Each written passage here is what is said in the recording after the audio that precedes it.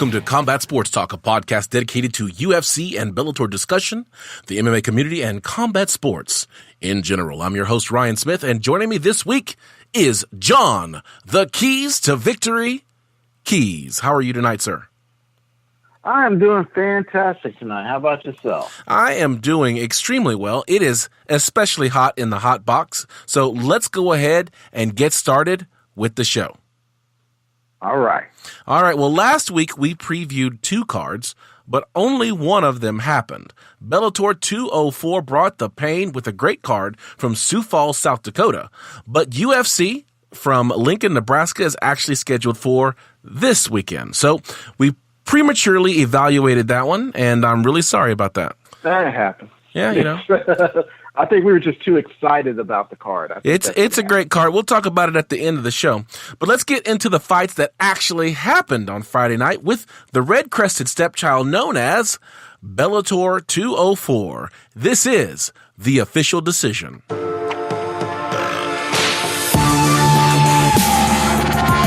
official decision.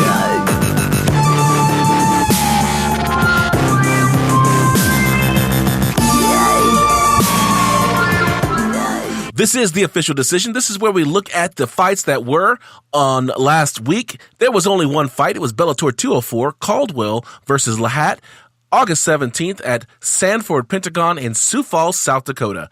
There were four fights on that card. The first one was Tywin Claxton defeated Chris Leoncone via unanimous decision. And then there was a fight that everybody's talking about.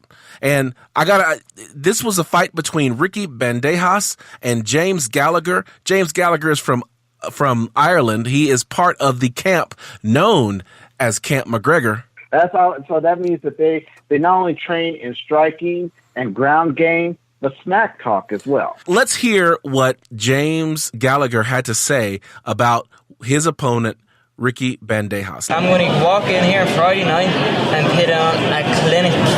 I'm not looking past this guy at all. I'm going in here prepared for a solid opponent. I'm going in here prepared for the toughest fight of my life. I'm going in here to face a killer, but I'm just too good. I'm just too good. He's not my level. I'm that step above. I'm that next killer up. That's what it is, but I'm not underestimating this guy at all. I'm going to go in here Friday night. I'm going to beat him, and then I'm fighting for the belt in my home country in Dublin in December. It's like that is a person who is focused, who has got his plan set out. He is trained. He is ready to defeat this guy, fight for the belt in Dublin, Ireland in December. Right, but he's not just ready to beat this guy. Like you said, he was saying that he was on that next level. He was on that, that upper echelon. He was the apex predator. He was on that Charlie Sheen. Okay? That's right. That's what I was talking about. He drinks that tiger blood. In there, exactly, and he gargles in it as well. James Gallagher wasn't finished talking. Saturday night or Friday night when I walk back in there, I'm going to let it all go. Every shot, his head's going to move. Every takedown, he's going to hit the floor. Every transition, I'm going to be a step ahead. Every position I want to hold, he's stuck. Any submission I go, he's dead. What do you have to? That's what I'm talking about. I'm ready to flip my own table here. Yeah, I'm just saying. Like, this guy is like, everywhere he goes, I'm going to beat him. If I try for a takedown, it's done. If I punch him, his head's going to move. Like, guy is dead if I try a submission. We need that guy at the office every morning just hyping people up, because I'm motivated now. I think I might have to do some push-ups when we get done tonight. I'm just saying, man. It's like, I don't know where Conor McGregor finds these guys, but every one of them are killers, at least on the mic. But. Go ahead. It just didn't go his way. No, it didn't. Ricky Bandejas defeated James Gallagher via TKO, and it wasn't even TKO. It was just plain old knockout. Dude got knocked out in the first round. He's lucky he made it past the buffer effect. Not that they have a buffer, but he's lucky he made it past there, because Ricky Bandejas caught him with a right hand, knocked him down, caught him with a kick, side kick to the face. I mean, it was about as, just embarrassing, a humiliation of a fight as you can get for somebody who talked this much crap. You can't go in there all hyped up, ready to battle, and not come with the battle. Okay, you just can't do that. You can't come up to the line and the guy's got a souped-up machine and he's ready to do a quarter mile, and you come up there with a Camry. You can't do that. It just doesn't work. Okay. Have you seen my Camry? But have you seen my Camry? I'm just saying. Okay, I can't go up there with my Ranger. Okay, my '99 Ford Ranger no, it's not doing it, man. It may do an eighth of a mile, or maybe a quarter of a mile. Okay, but not a quarter mile. No, yeah. See, my Camry, 0 to 60 in 60 seconds, baby.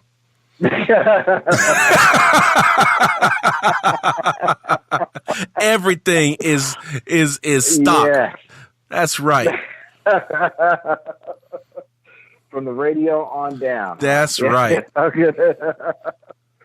Oh man. So yeah. He tried to put on a brave face. There. This dude tried to put on a brave face. He's on Twitter saying, "Hey, I got caught.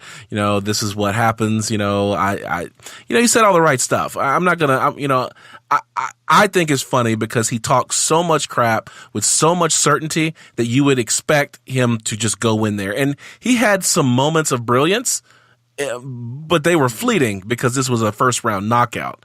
Right. The good dude can fight. You can tell it when you watch the fight. You can see he can fight. It's just that he got caught.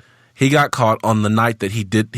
One of the nights that you don't want to get caught is the night when you talk for a week ahead of time on how you're going to walk through this guy and then vie for the belt by the end of the year. That's not the fight you want to get knocked out. Let's go on. Logan Storley defeated AJ Matthews via knockout TKO in round 2. This fight was just an overwhelming. This was like a striker versus just a top tier All-American wrestler. Like Storley took AJ Matthews down early and often, grounded and pounded, was all over him the whole round and a half that they fought.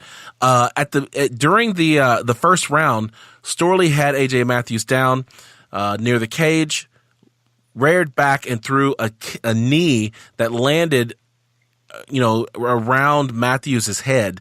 The referee stopped that fight for the illegal knee that it was, but there was no disqualification, no point taken. Basically, the ref let AJ Matthews recover. They stood them back up, and Matthews made it out of the first round, but it was more the same in the second. Storley just beat on him. I felt bad for AJ Matthews. Let's finish off on Bellator 204 with the main event. Darrion Caldwell defeated Noad Lahat in the second round via TKO. Darrion Caldwell actually moved up to featherweight in this fight, and he just went to work on Noad Lahat, who I have to say, Lahat was someone that we were talking about at least maybe 2 months ago about how he had dominated his last fight. Caldwell just went in there, took him down, beat him up, and then in the second round caught him with some punches in the clinch while on the ground, and the fight was basically over there. It was a clinic that Darrion Caldwell put in. He's now talking about possibly going and fighting for the 145 title. So I'm impressed by that dude. Well, once again, hats off to Bellator for showcasing fighters that while they may not have the same name recognition, but they do show a lot more heart, a lot more skill and prowess at a lower level. We understand UFC is the penultimate. We get it, but Bellator is right there showcasing new talent every day. Are they at their best?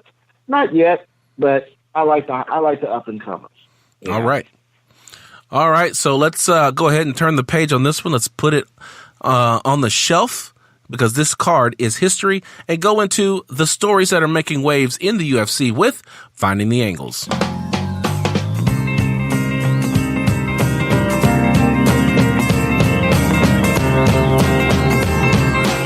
Finding the Angles.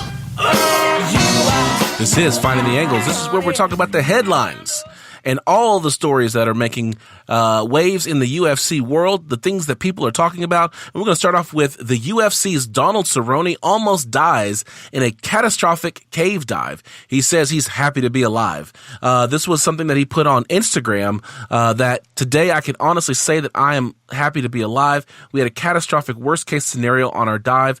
Total silt out, lost the cave line, and lost my buddy, couldn't see my own hands, was the most scariest moment to this day in my life. He says, I remember kissing Danger and Lindsay. Lindsay is his significant other. Danger, I guess, is his son. And saying, I'll see you soon, don't worry, daddy's coming home.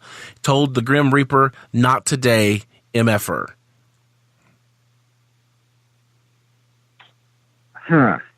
You know, it's always.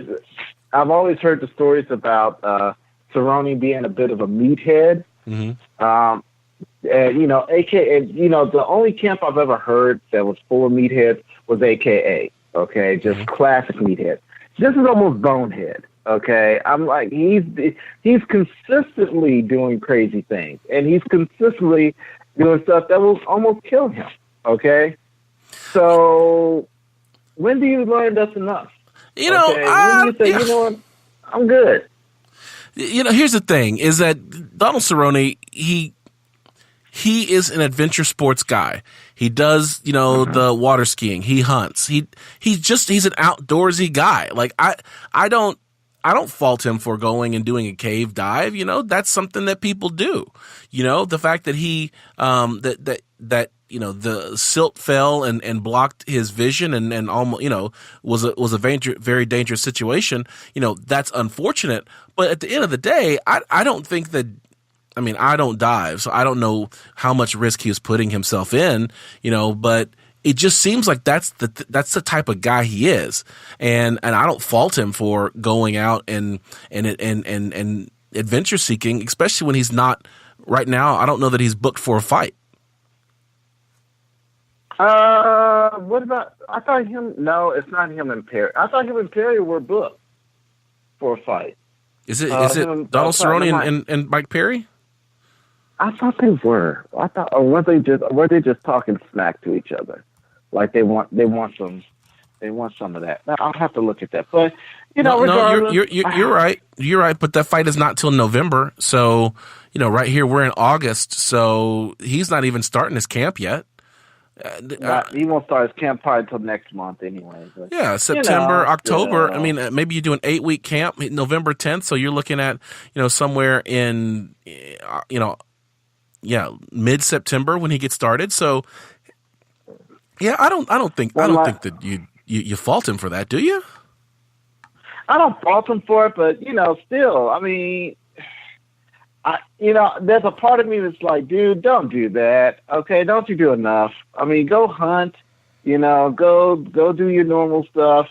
But cave diving is just, to me, it's just, and of course, this is Mr. Safety here. You know, former military, you know, I used to play with bombs all day, you know, and even then I would be like halfway paranoid to do anything extraneously dangerous. I don't go seeking danger. If I'm ordered to do danger, that's one thing. I do not proactively go seek danger, and it never connected to me on why you would go through it. I mean, if that's the thing, I applaud him for it. Not everybody's wired that way. In my mind, though, I'm like, dude, really? Okay, but. You know, teach their own. Yeah, but that's the thing. You know, originally you were kind of saying, you know, this was a bonehead kind of thing, and I don't particularly think that it's a bonehead type of thing. I mean, like I said, I don't know what, you know, I'm assuming that, you know, the types of diving that he's doing is he is trained and capable of doing it, that he's done it before, you know, but accidents happen. You know, that's like saying, oh, well, you know, I was out hiking and there was a landslide and I almost got trapped under the rubble, you know, okay. Or I was out skiing and there was an avalanche. he was out diving and there was what effectively is an underwater avalanche, and it put his life at risk. He was able to fight through it. And, I'm just glad that he is, that he is thankful that he survived it, as am I. So I don't know. Maybe I just have a soft spot in my heart for Donald Cerrone. I know KC lacks that soft spot, but I've always been a fan of Donald Cerrone. I'm glad that he's okay, and I'm glad that Danger Cerrone and Lindsay, his significant other, I don't know if it's his wife or his girlfriend, they have a father and a husband or boyfriend to come back to, that's come back to them. So, good story. Happy he's okay. Let's go on to the next one. UFC 229, better known as the Khabib and Conor show. Apparently it's a big deal. Have you heard about this? Yes, I have. 3 minutes, people. 3 minutes. Apparently that's how long it takes to sell out a show where we're going to see two gangsters jump in the ring and battle it out. I hope some of that money goes to security because they're going to need it on this one. And I'm looking at the prices. The price is $2,500. Okay, that's $25. That's 2 mortgage payments, people. Okay, on a cheap house. All right, that's front row. That's sitting behind Dana. Okay, the cheapest seat I'm seeing here is $205. All that sold out in 3 minutes. Who has $2,500 that they just like? Oh man, I need to see this. I think it's gonna. I think now that all the tickets are sold, now we're gonna see how high the tickets go, right? Because now the scalpers are gonna get them, and now we're gonna see how badly people want to see Khabib beat up Conor. I mean, Khabib versus Conor. Are you saying there's a $5,000 ticket out there somewhere? I think week of the fight, I think you see a $10,000 ticket out there. Oh, we're gonna see we gotta see this, but. So now the tickets have been sold. This fight really better be all that. It cannot be a Josie Aldo fight. Okay, no, I don't think it will be. It cannot be. Yeah, and so Jose Aldo was the longtime featherweight champion for the UFC. Hadn't been beaten in 8 years. Conor McGregor had been chasing this dude around the world, trying to fight this guy. They finally got in the ring. I actually have a poster in my office of that fight. Took place in December of 2015, and Conor McGregor knocked him out in 13 seconds. It was one punch KO, and it was over. It was a one-hitter quitter, literally. I don't think that's going to be this fight. I don't think so either. I hope it's going to be, if Khabib has his way, he said he's going to drag it out for 5 rounds. He's going to grind him for 5 rounds. Yeah, to teach him a lesson. I was talking to Casey about this today, and what I told him, I said, what I'd actually like to see is Khabib grind Conor for 5 rounds and just bloody him up, have him both eyes shut. They're getting ready to stop the fight, and then Conor knocks Khabib out with just this blind punch. And it's just like the most amazing punch ever. Khabib goes down, and Conor wins the fight with you look at Khabib and he looks like he just finished working out, but he got knocked out. And Conor looks like he had an accident a car accident where he wasn't wearing a seatbelt, but he won. And he's crying freedom. Freedom. That is what I'd like to see. So that Conor's yes, I'm the greatest, but nothing on his face says that he's the greatest. Tells you. Because after that, then he's got to fight El Kakui. And oh boy. I think that if Conor McGregor gets beat as bad as Khabib says he's going to beat Conor, we may never see Conor fight again. And I think that the UFC needs a Conor McGregor. And so Conor McGregor needs to win this fight, and the UFC needs Conor to win this fight. Otherwise, you are left with our next story, which is John Jones trying to carry the load of the UFC with that checkered past that he has. What I know about Conor is that if he loses to Khabib, if history teaches us anything, when he lost to Nate Diaz, he became obsessed with avenging that loss. So if he loses to Khabib, he's going to become obsessed again. He will do everything he can to get back in that ring to avenge that loss. Because one thing about him, if he gets beaten, he's got to know that he's got speed 10. Well, and Khabib beating him for 25 minutes, that might be a convincing argument that, yeah, I got beat. Okay, so maybe not the Conor. He may have to be that type of person that you're gonna have to do that again to prove to me that I lost. Yeah, well, that's the thing, right? Excites me is that the reason why Conor McGregor wanted that fight with Nate Diaz again is not necessarily because he lost that fight to Nate Diaz, which, albeit, yes, he lost that fight and he wanted to avenge it, but he wanted to avenge that fight because he knew he could have won that fight.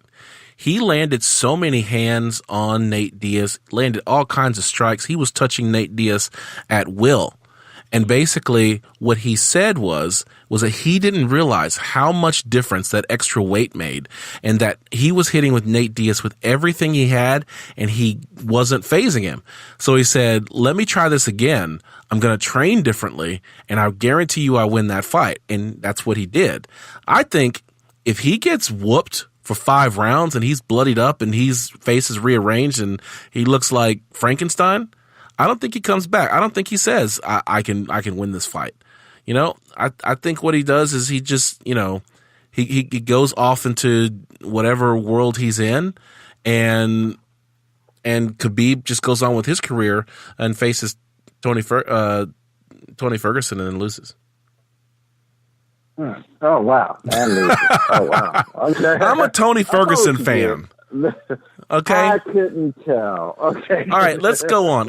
Jon Jones tested for the first time in 2018 by the U.S. Anti-Doping Agency, aka USADA.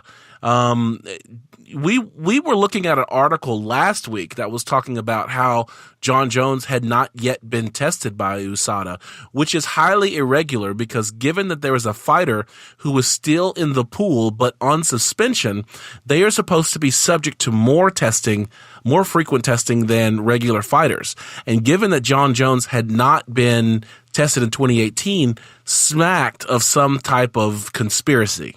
But the following week, we now see that Jon Jones was tested for the first time, albeit halfway through the year. I'm not impressed. This pretty much they gave him all that time to clean up, and that way, you know, to clean his system out, and then we're going to test you. Now, granted, it could have been like, okay, this is your last chance because you know if we catch you, this is it. You're going to be gone forever. But they still should have tested him. I'm sorry. All right. Well, I think those tests. Yeah.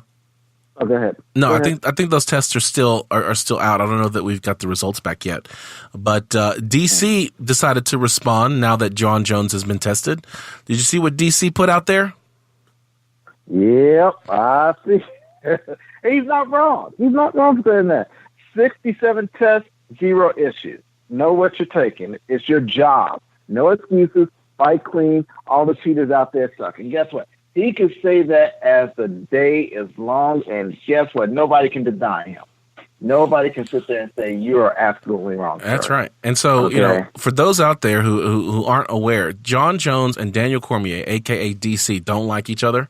And you know, when Jon Jones defeated Daniel Cormier last year via knockout, Jon Jones was tested and found to be having some type of performance-enhancing drug in his system. Daniel Cormier, who's been an Olympic wrestler, who's done all kinds of things, you know, on the collegiate level, who's never been defeated at heavyweight, only been beaten by Jon Jones at light heavyweight, champion of 2 divisions, tested 67 times, no issues. That's definitely something to be proud of. Daniel Cormier is the Jon Jones that Jon Jones wants to be. Exactly. And it proves one thing that me and a few friends offline were saying. I'm like, the only way you can beat DC is if you're a juiced up super monster. Okay, and that's all that's been proven. Okay, that the only way that John Jones beats DC is that he's juiced up. Give me a pure, natural John Jones, and then let me see what he does against DC. If he knocks him out there, I would be glad to concede. Yes, he is a clean fighter. He beat DC. He is the better fighter. But until then, you can't. He can come back and he can collect all the belts. Okay, and guess what? He was still he's still not the Ubermensch that everybody wants him to be. Okay, he had to be juiced up half that time or coked out at the other half. All right. Curtis Blades and Francis Ngannou agreed but not signed. So it looks like the next fighter for Francis Ngannou is Curtis Blades. I don't know that Francis Ngannou is going to make it back from his loss from Stipe Miocic, because Francis Ngannou, huge fighter, knocking folks out, had a highlight reel knockout of Alistair Overeem, got a title shot against Stipe Miocic. Stipe Miocic embarrassed him. Then he fought scared against Derek, the Black Beast Lewis. And now he's fighting Curtis Blades, who I was talking about Curtis Blades just the other day. And Curtis Blades is the perfect mix of size and height. Like, yeah, just his frame, he is a big dude. He's athletic, he's massive, and he's tall. Like, Francis Ngannou fighting scared like he did against Derek Lewis, I don't think that he makes it out of this fight successfully. I think Curtis Blade takes Francis Ngannou down because we know he can. And the last time Curtis Blades fought, he fought Alistair Overeem. So they've got a fighter in common. Francis Ngannou basically killed Alistair Overeem for about 20 seconds, and Curtis Blades almost cut Alistair Overeem in half with those elbows. Yes, Blades is a very correct name for him. I don't see Ngannou unless he's done some serious groundwork in his time since his fight with Derek Lewis. Yeah, I don't see this going. I don't see this going past the first round, to be quite honest. I think Blades is going to grab him. He's going to cut off the ring. He's going to take him down with a double leg, and he's going to own him. And he's going to have plenty of time to do whatever he wants to do to him. Yep, and that's going to be 3 losses for Francis Ngannou. Yeah. So what do you do then? What do you do? Call Scott Coker. And then he goes to Bellator, becomes like the nastiest heavyweight to ever. Well, no, he has to face Fedor. He has to go against Fedor. He'll get taken down. So go call what's his name over at ONE FC. So Scott Coker is the CEO. He's the Dana White of Bellator. Francis Ngannou is at a crossroads in his career. If he doesn't win this fight against Curtis Blades, or at least looks competitive, I don't know that the UFC has any use for him. I mean, he's clearly got a hole in his game. He's useless on his back. I call it turtling.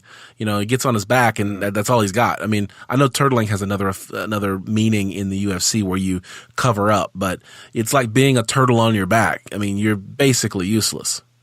Maybe we call it cockroaching or something. I don't know. I call it the British mixed martial arts. I call it the Bama curse. Oh, okay, wow. The British Association of Mixed Martial Arts, because every British fighter, let's take Paul Simtex Bailey. If you don't know who this guy is, he is a knockout artist. He is deadly. He was a UFC fighter, okay, at one time, and was on his way to fighting GSP. However, a lone wrestler by the name of Josh Koscheck, recognized his flaw and continuously took him down and grinded him for an entire match, so much that, and of course there was some smack talking because they really didn't like each other. But at the end of the fight, that Simtex was so frustrated, he went over there and punched him at the end of the fight, got himself banned from the UFC for life. That still holds today, which I'm surprised because which Dana is the only promise that Dana White has made. Yes, and kept. So. But it's common amongst a lot of British mixed martial artists that they have no ground game whatsoever, but their striking game is phenomenal. So, with that said, Ngannou Ngannou has the British mixed martial arts curse. He has no ground game, and he needs to learn it. And maybe he needs to leave the UFC, go down to a lesser promotion, and build himself back up to come back to the UFC. We've seen that happen. Okay, and the fighters come back even more dangerous than ever. Well, Robbie Lawler's a perfect example of that. Oh, yeah. Khabib Nurmagomedov spoke out against the modern Dagestan for hosting a hip-hop concert and then receives backlash. So, we're talking about Khabib, we're talking about Conor. Those are the two biggest names in the UFC as we march up to October 6th. So you'll hear us talk about them over and over again. We were talking about Khabib a couple of weeks ago with some things that he did on Instagram, and it came back to bite him again this week. So Khabib, he posted a video of an event on his Instagram account with the caption, "Modern Dagestan, is this what was bequeathed to us by righteous predecessors?" And it's well known that Khabib Nurmagomedov is a devout Muslim. He has been a person who, has really been a different type of fighter, brought a different, mentality to the sport. One that is one of relentless attacking wrestling, but also one that has shown fighters respect even in their darkest moments. However, after this critique of modern Dagestan, a lot of people reached out to him and complained about his comments, especially calling back what he did a couple of weeks ago, where he made homeless people do push-ups for money and then laugh the whole time. And he was mocked and said, "Is that what was bequeathed to us by righteous predecessors?" So Khabib had to respond, but I want to get your feelings on this before I talk about what Khabib said in response. Do you think that Khabib is being a hypocrite here? A bit, but it really depends on the rap group that was out there. It was some Dagestan. No, it wasn't. It wasn't like it wasn't like an American. It was like a Dagestani or some type of Russian rap group that was there. So nothing that is actually mainstream pop. Okay, because I was going to say, if it's Migos, I would understand that comment. Okay, because Migos suck. But as far as the hypocrisy, yeah, I mean, I understand. Okay, he's trying to present himself a certain way, to be an honorable fighter in the ring, and he is an honorable fighter in the ring. Okay, he's a scary man to me because I see his eyes. And his eyes tells me a totally different story about him. Even, he's an honorable man, but he's got the devil inside. Okay. And, that video of him laughing and laughing at the homeless people while, they're doing push-ups, it doesn't look, it's not a good look. Okay. It's not a good look at all. So he needs to clean, when you go after the internet, when you make comments like that, the internet will come for you. Okay, they will be relentless in their assault. So you got what you got. Khabib made a response once he got the internet on his case. He said, "If I make a statement in my post, it does not mean that I am such a fine fellow, and all of you who read my post are sinners. This is not so. First of all, I remind myself of this, and only then my subscribers, because I need a reminder.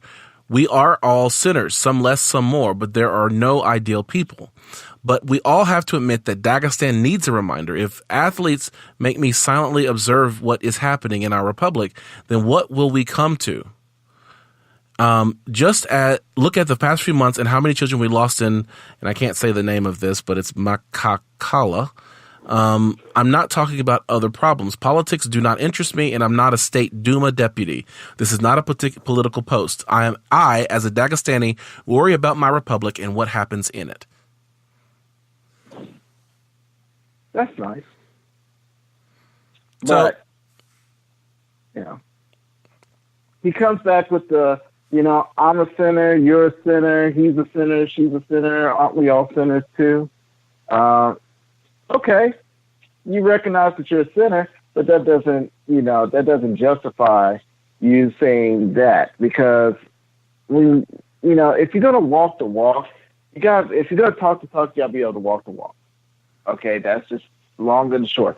I mean, if we want to go that sinners route, I know I'm a sinner too, but I'm not going out of my way to say, to do something as jacked up as making fun of homeless people and then sit around and say, oh my God, look at the Migos. They suck so much and look at what they're doing. They're just treating women like floozies in the night and everything like that, because my friends would come from me. Okay. The best thing he could have done was just not to not said anything at all and just left it at that, or at least put that rebuttal first, and then come back with look at this rap crap. Okay. Yeah, he could have did it that way. I think you're onto something there. Just because if you're gonna make a critique, you should probably say, listen, I don't like what I see here. This is why I don't like what I see here, but I understand why people may choose to do this. The what's important, and I think, this is not really MMA that I'm getting ready to say here, but just in general in our society, we need to make sure that we are checking our own ego at the door when we critique others. Because the fact is that just because something is not for us doesn't mean that it can't be for someone else. You know what I'm saying? Like, I don't like death metal music, but at the same time, I know people and I have friends who do. And so I might be like, oh, look at all these people at this death metal concert. I respect the fact that you like that music, but I'm not going to partake in it. And that's what I didn't see in the initial statement that Khabib made. It was basically, look at this modern Dagestan. Is this what was, bequeathed to us by our forefathers? No, it's not. But hopefully that your forefathers hope that Dagestan would have been modernized. I would hate for someone, to look at, I guess current America is not necessarily a good example now, but I'd like to think that the airplanes and the technology and all the things that we've got going for our modern country, that our forefathers would look back and say, you know what? This worked out okay.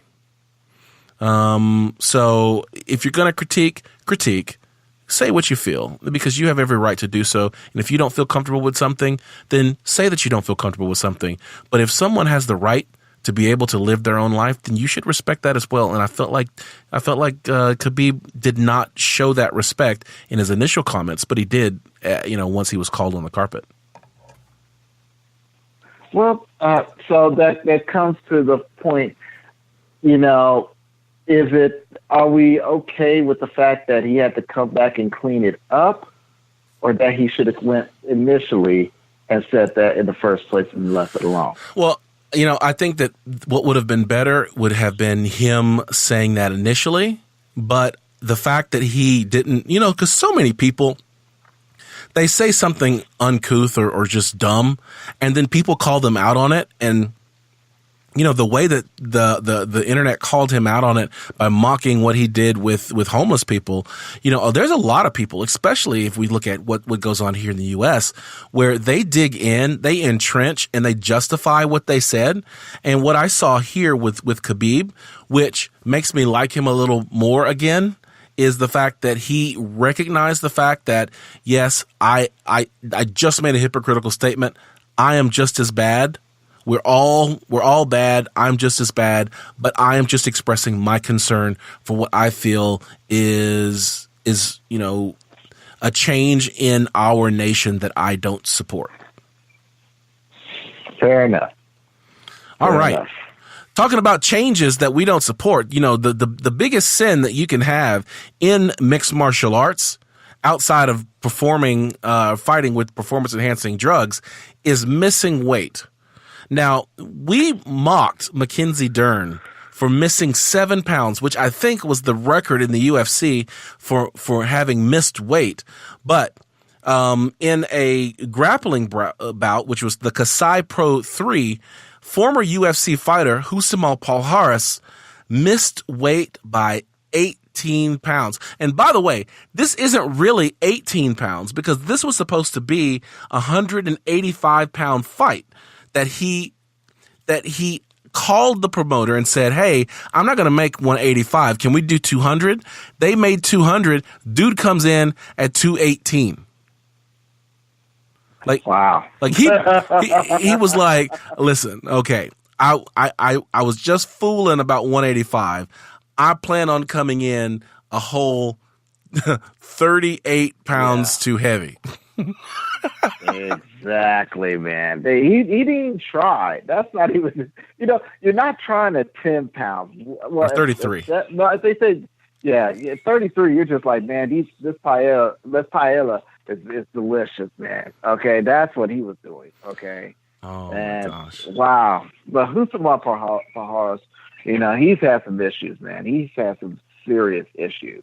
Absolutely. And, I don't know if it's anger issues on top of that. And weight issues though. I don't think he's ever had a weight issue, but he's had some anger issues. So for those of you out there who don't know who Rousimar Palhares is, Rousimar Palhares is a Brazilian mixed martial artist. He is the master of a leg lock. And so back in, I want to say like the 2008, 2010 timeframe, I think he got cut from the UFC around 2012, 2013. This dude was killing people with these leg locks because he was so big, so strong. He would just latch on your leg, and next thing you know, you're tapping because the excruciating position he's got your knee in was just something that was just unnatural. The problem with Rousimar Palhares is the fact that he would not let go. So even after the person tapped, even after the referee called the fight, he would still apply pressure. And there were fighters who were injured because he wouldn't let go. So he got kicked out of the UFC. He went to, I want to say he went to Bellator. He got kicked out of Bellator because he wouldn't let go. And so now he's doing these smaller promotions, grappling tournaments, and now he can't even make weight. I mean, when you talk about a fighter who's fallen from grace, I gotta say Rousimar Palhares is on that list of fighters who could have been great, who made bad mistakes, bad decisions, and now I don't know what kind of career he can have after this. I mean, he missed weight by effectively 33 pounds. Yes. Yes, he missed weight by 3 weight classes, man. There's no excuse for him, man. There's absolutely no excuse. He needs to work on him before he goes into another match. Okay? Absolutely. So Dana White said that the UFC is not interested in GSP and his one-off money fights. We talked about it last week. The GSP, after fighting and winning the middleweight belt and then giving it up because of a bout of colitis, but really it was a bout of, I'm afraid to fight these big dudes, itis.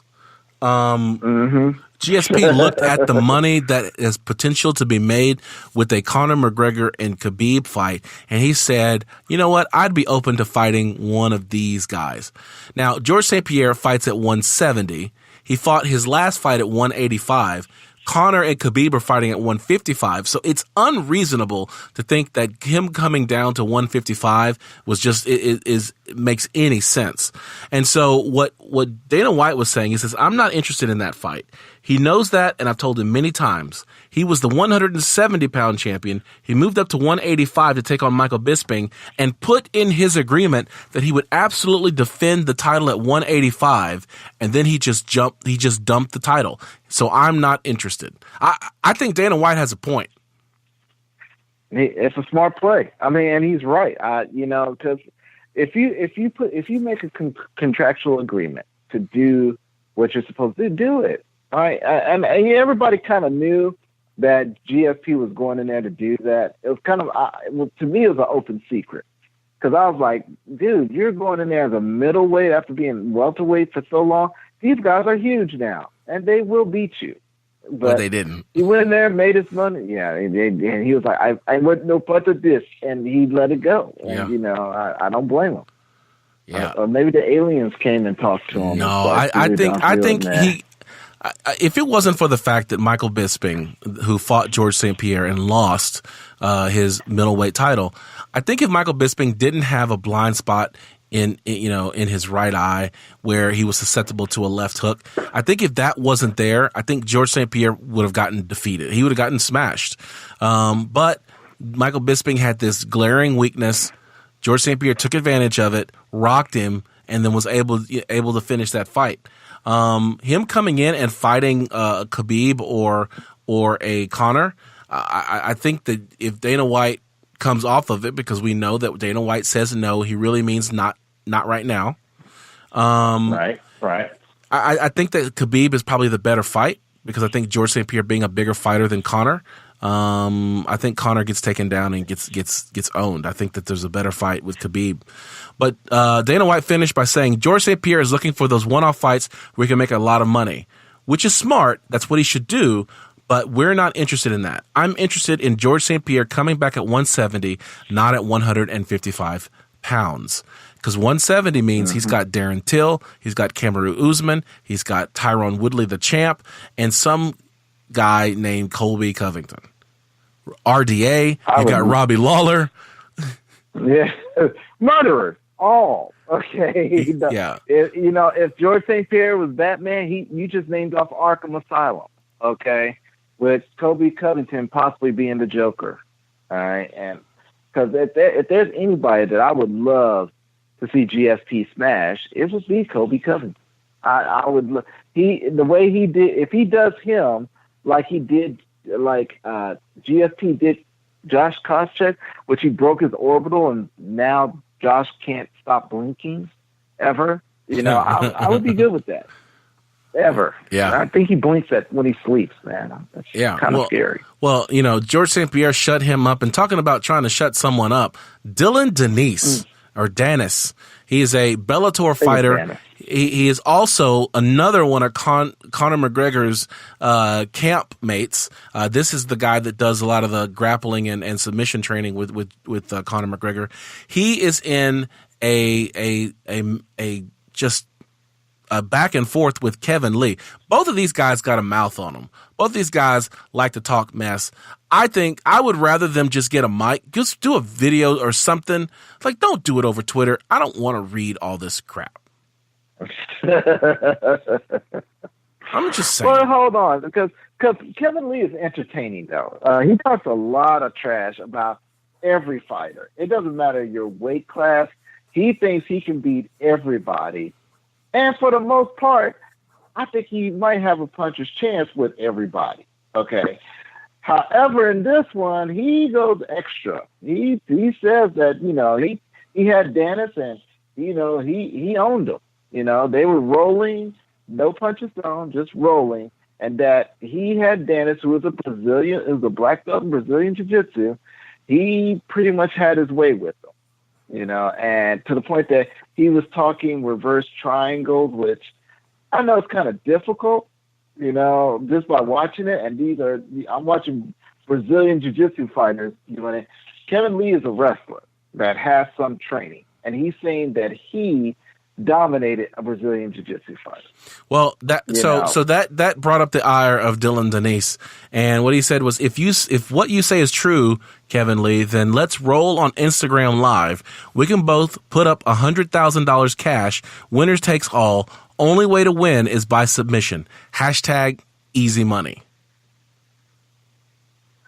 And Kevin Lee said, win, pretty much. At the very least, like, just say win. Well, do you think this is going to happen? Let's just cut through it. Do you think this is going to happen? Because I think this is just noise. I don't think this is really going to happen. Anytime people start talking about putting up money and trying to do something on some social media video platform, it always falls through for some dumb reason. It just never happens. So I'm going to go on record right now of saying this is never going to happen. These are two fighters who are in different promotions that This is one of those where you're a little dog barking, and you can bark because you're chained and there's a fence. Okay, so as long as it's not an MMA match, the potential is there. They can actually go against each other. This is why we have the Abu Dhabi Combat Club submission tournaments. This is why we have Meta Morris, that people from different promotions can go and roll and grapple. Even if they go on Instagram, they can say this is an exhibition match. There is nothing in their contract that should prevent them from doing exhibition matches. With that said, will they actually do it? I don't know. I'm going to lean a little bit to the no, because $100,000 is a lot of money. The moment you start putting up that kind of money, the government starts getting involved, the police start getting involved, like the sports regulatory commission in the state that they do it is going to get involved. Like, there's so many things that's keeping this from happening that there's no way this is going to happen. Like, for me, like, I like a good trash talk. You ask KC, I like a good trash talk. But the fact is that this is one of those times where it's easy to talk trash because you're not going to have to prove it. You know, in May, Dylan Denise called out Ben Askren. Dylan Denise called out Michael Bisping. Dylan Denise called out Rafael Dos Anjos. 3 guys he knows that he doesn't have to prove what he's saying is true. So you call out Kevin Lee. Tell him you want to fight him on you want to wrestle him or grapple with him on Instagram Live. Yeah, because you know it's not going to happen. You know it's not going to happen. So I don't respect that at all. Well, I'm going to sit there and say that one day, if Kevin Lee doesn't have anything to do, if he's tired of the snack talk, he shows up at the gym with a duffel bag of cash and say, "What's going on?" It's not going to happen. It's not going to happen. I'm an optimist in this. I'm going to say the potential is there to happen. I want to say that he shows up in it. I would like to say he walks in to his gym, you know, in Ireland, and he's got a duffel bag of cash, and he's like, you know, what's popping? This beef is about as real as SummerSlam. Wait a minute. Okay. Now you've probably offended somebody that appreciates wrestling. Okay. I appreciate wrestling. I appreciate wrestling. Like, I grew up with wrestling. Albeit I was a WCW guy, but let me just put it out there. I was a WCW guy. I was a WWF before it got crazy. So, you know, back when it was Hulk Hogan, Macho Man Randy Savage, you know, Ultimate Warrior, Nikita Koloff, Iron Sheik. Those are my guys. Hacksaw Jim Duggan when he was the guy. You know, Junkyard Dog. Those are my guys. Like, I'm really dating myself because, like, for a lot of our listeners, they're like, "Who? What? Those guys?" Yeah, I know they're like looking up Wikipedia right now. Like, who are they talking about? Yeah, like, but those are my guys. So when I talk about professional wrestling, for me, I have to compartmentalize it because there is a soft spot in my heart for professional wrestling. But I don't like the professional wrestling that we have today. Like, you know, to call back to the Khabib story, I respect those who choose to watch it and who enjoy it for what it is. But the fact is that it's not for me anymore. I just can't enjoy it anymore.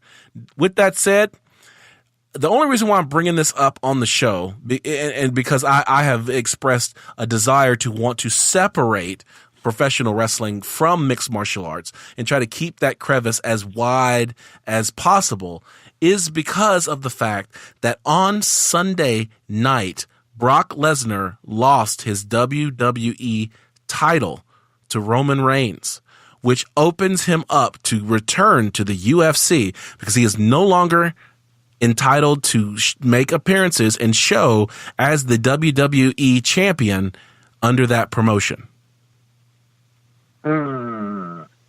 So all the stars are aligning.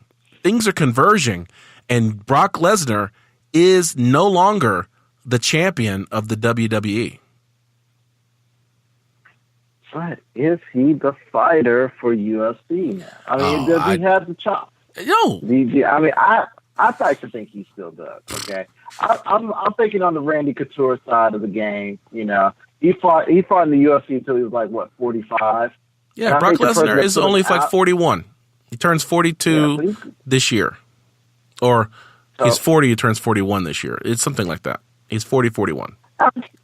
I think he's got a couple, maybe 1 or 2 more years left in him. Okay, because I mean he's built like a warrior. I mean, like a real live. I'm watching, old fantasy, old hack and slash flicks, and he's there with riding in with a horse that has a skull on it, and he's not wearing any type of battle armor. He's just got a broadaxe in one hand, a claymore in the other. Yeah, and 2,000 cc's of PEDs flowing through his veins. Like if you look at, hey man, everybody gotta get. If you look at him from Brock Lesnar from last night, dude don't look as big as he has looked in the past. Like I think he's coming off of his PEDs because he's back in the. I think he's getting back in the pool for USADA. So he's not carrying that mass like he was carrying before. So it's definitely one of those things where you can see that things are gearing up. But since we're bringing up SummerSlam, we have to talk about the fact that former women's bantamweight champion Ronda Rousey won the Raw Women's WWE title last night. I'm happy for her, but there was a little bit of hate on the WWE side saying that she puts a lot of people to the side for her to get that championship title. But that falls in the same way. This is what I don't get. I don't get it. This is okay. I'm sorry. I'm gonna be that guy. It's all staged. Yeah.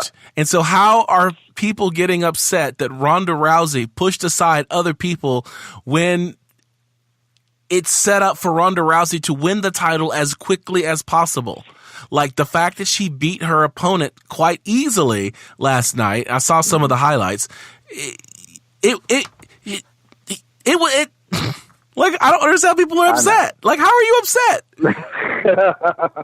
Well, once again, there are people that was back in the olden times and biblical times that were hating on Jesus, saying that he couldn't swim because he was walking on water. I mean, it just that makes no sense to me. Like that right there. What the heck? What does that mean? Think about that offline. Think about they were hating on Jesus because he couldn't swim because he was walking on water. What does that do? Think about that one. Okay, but it's just because she's a big draw. She's bringing in some UFC fighters, right. The UFC crowd into the ring. Yep. And they needed that. Just like how Brock Lesnar is bringing the WWE crowd back to the ring. Back to the octagon. Yeah. We need that. It's just how it is. It's promotional. It's staged money. People, it's the circus. This is our new circus. This is what it's as Jesse the Body Ventura said, it's watching a ballerina play set to violence. That's all it is. So here's really why I wanted to bring this story up. Because after Ronda Rousey won the Raw Women's Championship, somebody out in the Twitterverse, I'm going to let you guess who this person is, sent congratulations to Ronda Rousey. That congratulations through Twitter read as follows. Congratulations to the baddest woman on the planet for winning your first of many WWE championship belts. Sincerely, the most feared woman on the planet. Well, we know who said that. Heck, it's the woman that's been chomping at the bit to try and get at her for 10, 12 years and couldn't get to her. It's our woman, Christine Cyborg. Okay, so here's the thing. Here's the thing. Cyborg, if you can hear me, like I really think I'm going to take to Twitter and just send you a note. Please, Chris Cyborg, don't go to WWE. Don't have the battle between you and Ronda Rousey that we've all wanted to see scripted by some writer in the back of a WWE stage where one of you, where Ronda wins for sure, because it wouldn't happen in real life. But don't Don't let that happen. I would rather you never fight Ronda Rousey than to see you fight Ronda Rousey in a WWE venue and somehow she wins because she's the darling. Like I just don't want to see that. Like that's what I'm afraid of. That's going to happen. What I remember listening to God, I forgot which podcast, but it's the one that Misha Tate frequents a lot. I think she has her own podcast. I don't know. Regardless, I only listen to Combat Sports Talk. It's the only one that's worth it. Ultimately, Combat Sports Talk. You listen to the lesser stuff because you're slumming. But they asked her, would she go to the WWE if the money was right to fight to wrestle with Ronda? And she said yes. She said yes. And I was like, that cheapens what you guys did in the octagon. If you were to do any women's fighter that goes to the WWE to wrestle with Ronda Rousey, you cheapen your legacy by doing that. And I'll say that with all sincerity, because what you're doing, you're making it seem like that it's an easy transition from mixed martial arts to wrestling, and vice versa. It's not. We've already proven that with CM Punk. Okay, there's only been two truly successful UFC fighters to ever grace the WWE. First one was, actually now three. The first one was Dan Severn. The second one was Ken Shamrock. And the third one is Ronda Rousey. In my opinion, those fighters, all three of those fighters have one thing in common. They were done with the UFC. And so if you're still in your prime and you want to jump over there to WWE, you can, but don't come back, because everybody's going to see it. And I say that because I'm kind of circling back to Brock Lesnar. As much as I'd love to see him come back and fight in the UFC, don't. Okay? Ultimately, don't. All right? Because you've done it. You've proven it. Okay? Don't come back. You don't have a need to come back unless you just want to make money and just rip more heads off. I mean, that's one thing, but you don't have anything to prove to me. Stay in WWE, make you $1 billion, retire, get your teeth work done, because we saw what your teeth was looking like the last time you walked in the octagon ring. It did not look pretty. Okay. Yeah. You can't make that much money and and not have dentures. I'm sorry. Okay. And that'll be the last word on that. Let's get into our last segment. The fight card.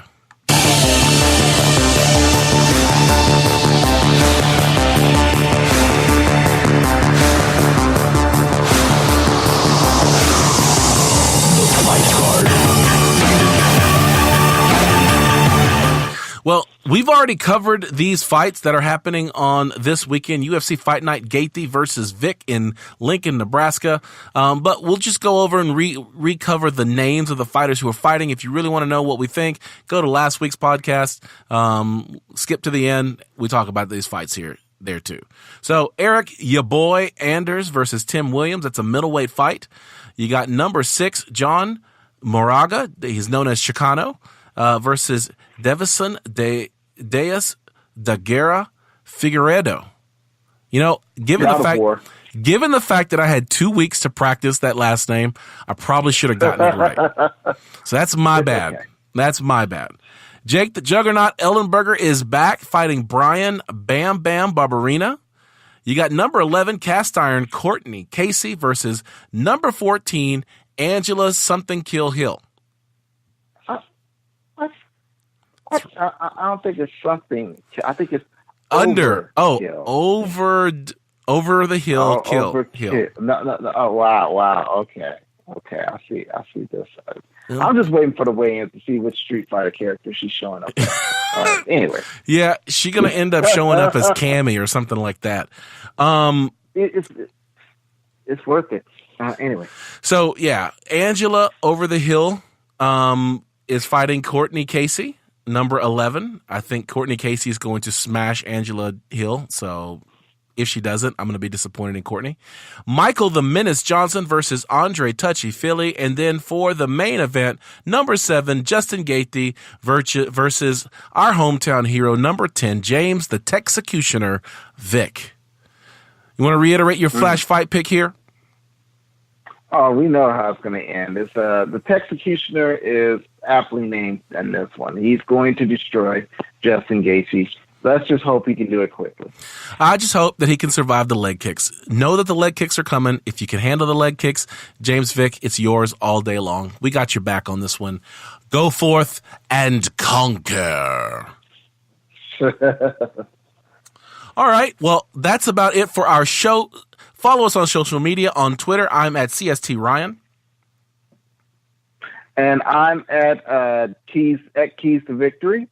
All right. With the ES. That's right. Hey, man, I went out and checked out your Twitter, man. I know. It's like a barren desert right now. I'm still learning, man. You got I'm 6 whole tweets. I am like impressed though. 6 tweets.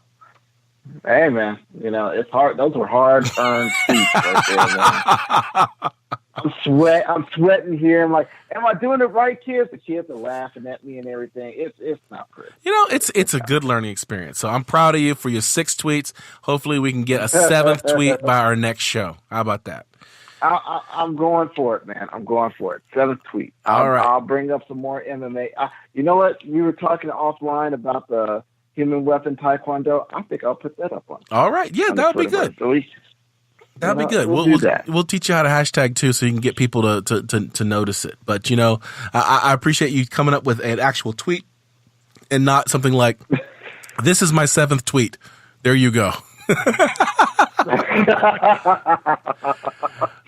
night is still young, my friend. There it is. Check out the website at www.combatsportstalk.com. You can find us on iTunes, SoundCloud, Facebook, and Instagram. You can also find us on Spotify. I am so proud of that. We have merchandise on Amazon. Check out Combat Sports Talk. Just put that in the search box. It'll find our merch. So go ahead and buy yourself a shirt. And we have a new section on the website for live events. It's not really new anymore because we've been doing it. So the next one is September 8th. It's actually a fight here in Dallas, but we will be at our hometown bar, which is the Austin Avenue Bar and Grill. And we'll be talking about the fights and having live reactions. It's actually fairly popular with our fans. So if you haven't listened to our live events, go ahead and check those out. You got anything else before we go? I'm good tonight. I'm good. Everybody, take the kids off to school tomorrow. All right. Here we go. Our theme music is composed by Scott McCurry at scottdeancountry.com. Casey Onyebuchi produced our lead-ins. I want to thank you for another edition of Combat Sports Talk. For John Keys, I'm Ryan Smith reminding you to keep your hands up, your chin tucked, and throw bombs.